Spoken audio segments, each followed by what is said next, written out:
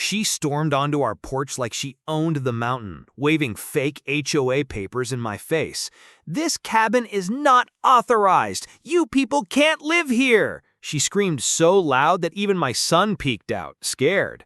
But before I could say a word, my wife stood up calmly, reached into her bag, and laid a folded document on the table. Karen leaned closer, expecting to see some excuse, but froze when she saw the bold header, State Court Warrant of Ownership. My wife whispered, "Care to explain why you're trespassing on my land?" Karen left furious, but we knew it wasn't over.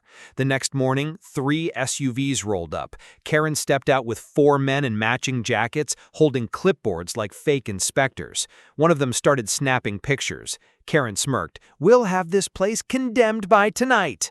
But my wife had planned for this. She pulled out a black folder stamped with the county clerk's seal. Funny, since none of these men are even licensed inspectors.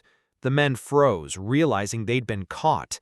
One muttered, "She told us she had clearance." They left in shame, leaving Karen standing alone, humiliated. 2 days later, it escalated. A bulldozer crawled toward our fence line. Karen screamed, "Tear it down! The HOA authorizes this demolition!" The ground shook, but my wife walked calmly onto the porch, holding up another paper. This time, it was a federal injunction protecting our property as conservation land. The workers froze instantly. "She's right," one said. "We'd go to prison if we touched this." The bulldozer cut off, the crew backed away, and Karen's rage turned into a scream that echoed through the valley. Minutes later, the sheriff's sirens rolled in. He stepped out, looked at us, then at Karen, and asked, "This the troublemaker?" We handed him the documents and he nodded. "Ma'am, you're under arrest for forgery, fraud, and trespassing." Karen screamed, "You can't do this! I own this valley!"